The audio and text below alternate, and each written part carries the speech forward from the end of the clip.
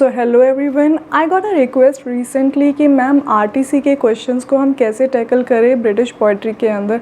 देखो आपके पास है ना, कई बार एग्ज़ाम में किसी भी पोम में से बीच में से कोई पैसेज उठा के दे देंगे कि इसको आप एक्सप्लेन करो। अब उस क्वेश्चन को स्मार्टली कैसे टैकल करें कि आपको ज़्यादा से ज़्यादा मार्क्स मिल जाए, आज की इस वीडियो में हम वही समझेंगे। ठीक है, मेरा नाम है एकता मुकल, आप देख रहे हैं literature by logic, our very own English literature channel. So let's start. तो सबसे पहले समझते हैं कि ये आरटीसी क्वेश्चंस होते क्या है। बहुत सारे बच्चे ऐसे होंगे जिन्होंने इस तरह के क्वेश्चंस देखे तो ज़रूर होंगे, बट उन्हें ये नहीं पता होगा कि इन क्वेश्चंस को आरटीसी बोलते हैं। तो RTC means reference to context, मतलब आपने जो सिलेबस पढ़ा है उसके अंदर जितनी भी आपकी पोम्स है ब्रिटिश पोइट्री के अंदर, उन पोम्स में से आपको बीच में से कोई भी पोम उठा के वो आपको दे देंगे, पोम का पैसेज। ओके, एंड वो कितनी भी लाइंस का हो सकता है, 2 लाइन का, 3 लाइन का, 4, 5, 6। ठीक है, अब आपको उसके अलावा और कोई इन्फॉर्मेशन नहीं देंगे कि ये पोम हमने कहाँ से दी है। तो क्योंकि वो आपके सिलेबस के अंदर से है तो आपको खुद से पता करना है कि ये पोम कहाँ से है, उसके बारे में आपको पूरा एक्सप्लेन करना होता है। अब ये कितने भी मार्क्स का दे सकते हैं, ये आपको 5 नंबर का भी आ जाएगा क्वेश्चन या 10 नंबर का आ जाएगा। तो डिपेंडिंग ऑन कितने मार्क्स का आपको ये क्वेश्चन मिलता है उसके बेसिस पे आप इसका कंटेंट लिखेंगे, लेकिन जो सीक्वेंस है वो सभी में सेम रहेगी। बस ऑब्वियसली आप अपनी एक्सप्लेनेशन थोड़ी बढ़ा देंगे अगर ज़्यादा मार्क्स का है तो। ठीक है, तो सबसे पहले जैसे ही आपको वो पैसेज मिलता है उसमें आपको उसका पोएट एंड वो कौन से पोम में से पैसेज दिया है ये रिकॉग्नाइज़ करना है।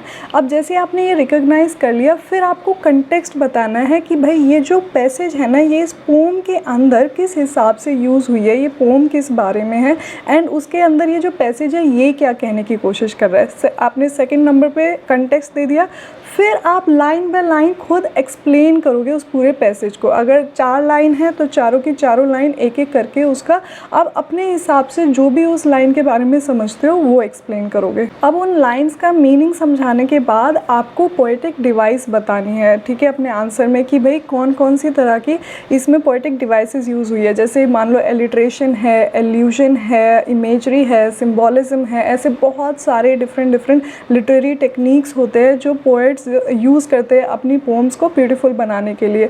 ठीक है, तो आपको वो रिकॉग्नाइज़ करने हैं। अगर आपको नहीं पता कि कौन कौन सी पोएटिक डिवाइसेस होती है तो उसके लिए आपको थोड़ा सा उसके बारे में पढ़ना पड़ेगा, क्योंकि बिना पढ़े आप अपने हिसाब से फाइंड आउट ही नहीं कर पाओगे कि कौन सी पोएटिक डिवाइसेस है। और जितनी ज़्यादा आप पोएटिक डिवाइसेस फाइंड आउट करोगे ना, उतना ज़्यादा आपका आंसर इम्पैक्टफुल बनेगा। टीचर इस चीज़ को लेकर कन्विंस होंगे कि हाँ, इस स्टूडेंट को पता है पोम्स के बारे में। आप ब्रिटिश पोइट्री का अगर आप एग्ज़ाम दे रहे हो तो आपको इन सारी माइन्यूट डिटेल्स के बारे में पता ही होना चाहिए। फिर लास्ट में अगर आपके पास टाइम बचता है तो आप जितनी भी थीम्स उस पूरी पोम के अंदर यूज़ हुई है वो बता सकते हो, एंड उस पोएट के बारे में थोड़ा सा बता सकते हो, एंड उस पोएट की जो एज है, मतलब एज से मतलब एक्चुअल एज नहीं कि वो किस एरा में था, क्या वो विक्टोरियन पोएट है, क्या वो मॉडर्निस्ट पोएट है, क्या वो रोमांटिक पोएट है, क्या वो मेटाफिजिकल पोएट है।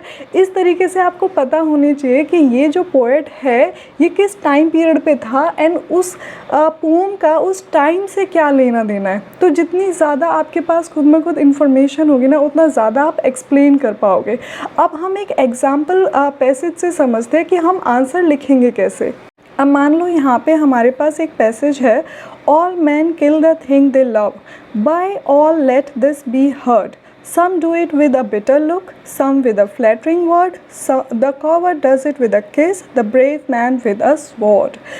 अब इन लाइंस को पढ़ के ना, हो सकता है ऐसा हो एग्ज़ाम में कि आपको नहीं पता कि भाई कहाँ से ये लाइंस आई है, तो आपको गिव अप नहीं करना है। अगर आपके पास ऑप्शन में कोई और बेटर ऑप्शन है जो आप रिकॉग्नाइज़ कर सकते हो तो ऑब्वियसली उसके लिए जाइए, बट मान लेते हैं कि यही पैसेज आपके लिए लास्ट रिजॉर्ट है और आपको नहीं पता बिल्कुल भी ये लाइंस कहाँ से यूज़ हुई है, किस पोएट ने लिखी है, तो आपको घबराना नहीं है। आप अपनी तरफ से जो फर्स्ट स्टेप है उसको स्किप कर दो। भाई पोएट और पोम मत लिखो, आप लाइंस की एक्सप्लेनेशन तो दो। ऐसा तो नहीं है कि इन लाइंस को पढ़ के आपको कुछ समझ में नहीं आ रहा है। अपनी अंडरस्टैंडिंग दो, पोएटिक डिवाइसेस लिखो, लिटरेरी टेक्निक्स लिखो, क्या क्या उसमें यूज़ हुई है, राइमिंग स्कीम लिख दो, जो राइमिंग स्कीम देख के आपको समझ में आ रही है। जितनी चीज़ें आपको लाइन से पढ़ के समझ में आ रही है, आप वो इन्फॉर्मेशन खुद में खुद लिखने की कोशिश करो, अगर आपको उस पोम के पैसेज के बारे में नहीं पता है। बट मान लेते हैं आपको ना उस पोएट के बारे में भी पता है कि ये पोम के पैसेज कौन सा है, पोम के बारे में भी पता है, तो इस सिचुएशन में आपके पास है सारी इन्फॉर्मेशन, तो अब आप कैसे आंसर लिखोगे? तो सबसे पहले हम वही सीक्वेंस फॉलो करेंगे। हमें देना है रेफरेंस टीचर को, क्योंकि हम हैं इंटेलिजेंट बच्चे, हमें तो पता है कौन सी पोएट है, कौन सा ये पोम है। तो सबसे पहले आप लिख दोगे, मान लो ये लाइन्स हमारी ली गई है ऑस्कर वाइल्ड की the ballad of Reading Gaol से, तो आप आंसर कैसे लिखोगे? These powerful lines are from Oscar Wilde's poem the ballad of Reading growl.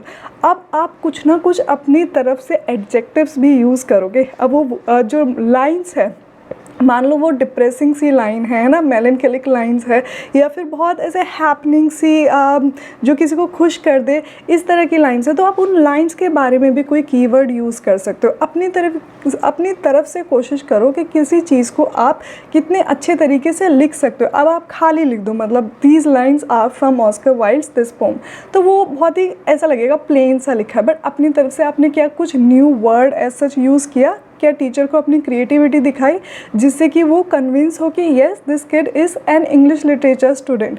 ठीक है, उसके बाद आपको जो ये लाइन्स है ये पोम में किस हिसाब से यूज़ हुई है वो एक्सप्लेन करना है। जैसे इसके अंदर लिखा हुआ है, here the poet makes a deep and somewhat tragic observation about human nature and relationships. Wilde is saying that in one way or another everyone ends up harming or destroying what they love the most. It's a universal human flaw. Whether intentionally or unintentionally, people hurt those who matter to them. देखो इन lines में कोई भी ऐसा बहुत बड़ी बात नहीं है, ये आप खुद भी लिख सकते हो बिना पूरी पोम को जाने। ठीक है, बस आपको अगर पोएट का नाम भी पता है ना, तो उस पोएट का नाम बार बार यूज़ कर करके कि भाई पोएट ये कहना चाह रहा है इस पूरी पोम में, क्योंकि एक छोटे से पैसेज से ना आपको काफ़ी हद तक उसकी थीम समझ में आ जाएगी। अब सारा खेल आपकी खुद की क्रिएटिविटी के ऊपर है कि आप कितने अच्छी तरीके से कोई चीज़ एक्सप्लेन करना चाहते हो। ठीक है, आपको ये 2 स्टेप्स भी अगर आपने अच्छे से कर देना, तो वही एक टीचर के ऊपर ऐसा इम्पैक्टफुल नज़रिया छोड़ देगा कि हाँ इस स्टूडेंट को पता है चीज़ें, he knows how to write the answer. फिर बढ़ते हैं हमारे थर्ड स्टेप की तरफ। जो थर्ड स्टेप है वो एक्चुअली सबसे ज़्यादा इजी है। ठीक है, क्योंकि इसमें जो लाइंस लिखी है आपको वही इंटरप्रेट करनी है कि उन लाइंस का मीनिंग क्या निकल रहा है। जैसे यहाँ पे आपको डिस्क्राइब करना है कि हर इंसान जो किसी भी चीज़ से प्यार करता है वो उसे ख़त्म ही कर देता है, बट अलग अलग लोग अलग अलग तरीके से ख़त्म करते हैं, जिससे हर लाइन में उसका एग्जाम्पल दिया हुआ है। Some with a bitter look, ठीक है, मतलब कोई लोग बहुत गुस्सा करके, हेट्रेड करके, बहुत अपनी हार्श बिहेवियर दिखा के उस चीज़ को ख़त्म करेंगे। सम विद फ्लैटरिंग वर्ड्स, कोई लोग बहुत डिसीटफुल होते हैं, मतलब ऐसे मुंह पे तो बहुत अच्छे और मीठे बनते हैं बट पीठ पीछे वो खंजर घोंपने वाले होते हैं। तो इस तरीके से भी पर वो उस इंसान को प्यार करते हैं पर उसको ख़त्म कर देते हैं। The coward does it with a किस, तो यहाँ पे एक तरह से एल्यूजन का यूज़ किया। एल्यूजन क्या होता है कि किसी और बाहर की चीज़ का रेफरेंस लेना। तो यहाँ पे किस चीज़ का रेफरेंस लिया है? जो जुडास ने क्राइस्ट को धोखा दिया था। ठीक है, बाइबल के अंदर ऐसे एक स्टोरी है। I am not going too deep in that story, बस आप ये समझ लो कि एल्यूजन भी एक पोएटिक डिवाइस होता है जो आप इस तरह से लिख सकते हो अगर आपको पता है कि ये किस तरह का रेफरेंस यूज़ हुआ है पोम के अंदर। तो and the last one is the brave man with a sword. तो यहाँ पे बताया गया कि किस तरीके से जो बहुत ब्रेव लोग होते हैं वो भी अपने जिस इंसान से प्यार करते हैं उसको ख़त्म कर देते हैं, बहुत ज़्यादा पैशन दिखा के, बहुत ज़्यादा ब्रेवरी दिखा के, या रैंडम रीजंस की वजह से। अब जब आपने लाइन बाय लाइन सारी एक्सप्लेनेशन दे दी है, फिर उसके बाद आपका आ जाता है पोएटिक डिवाइसेस। आपको आइडेंटिफाई करना है, एक एक लाइन को ध्यान से देखना है, समझना है। अगर कुछ भी नहीं पता चल रहा ना, तो देखो क्या वो पोम की कोई राइमिंग स्कीम है। जैसे लास्ट का वर्ड क्या सेम रिदम पे ख़त्म हो रहे हैं, ए बी बी, ठीक है, उस तरीके से आप राइमिंग स्कीम पहचान के वो लिख दो, वो भी एक तरह का पॉइंट हो जाएगा आपके लिए।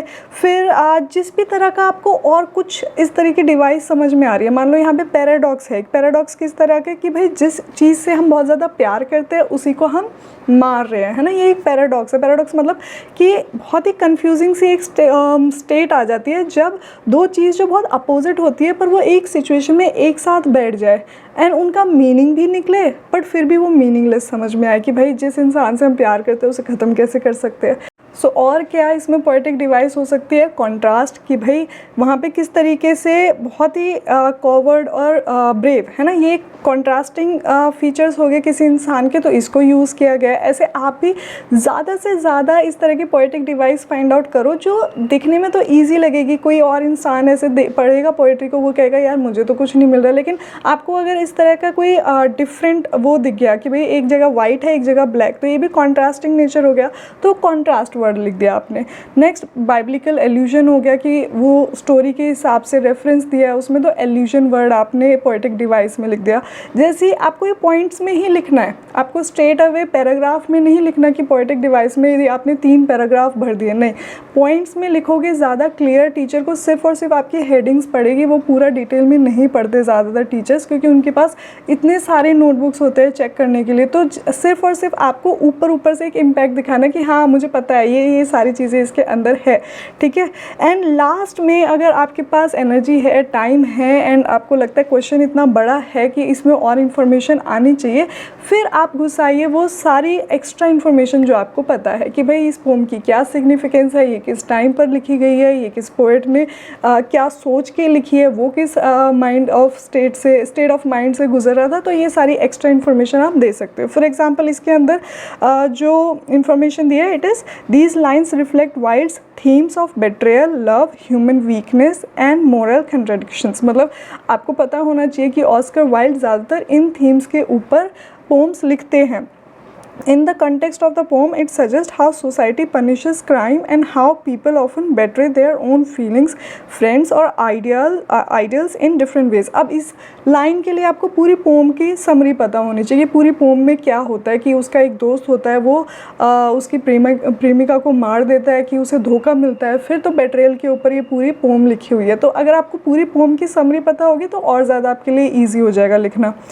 It also contains a philosophical reflection. It's not always the enemies but those closest to us who can hurt us the most। तो आप अपनी तरफ से जितना ज़्यादा एक्सप्लेन कर सकते हो किसी चीज़ को वो आप करो, ठीक है। क्रिएटिविटी के आपके मार्क्स कटते नहीं हैं, बल्कि जब टीचर आपका कुछ नया सेंटेंस देखती है, हालांकि टीचर समझ जाती है कि इस बच्चे को इन डेप्थ फैक्चुअल नॉलेज नहीं है, बट ही इज़ क्रिएटिव, वो लिखना जानता है, वो कंटेक्स्ट को समझना जानता है, तो उस हिसाब से आप आंसर फ्रेम कर सकते हो, आपको फुल मार्क्स मिल जाएंगे। सो आई होप आपको इस एग्जाम्पल से अब समझ में आया हो कि ये आरटीसी के क्वेश्चंस को किस तरीके से हैंडल करते हैं, हम क्या क्या उसमें पॉइंट्स डाल सकते हैं। एंड अगर अभी भी कोई डाउट हो तो प्लीज़ आप कॉमेंट सेक्शन में बिल्कुल मुझसे पूछिएगा, ओके।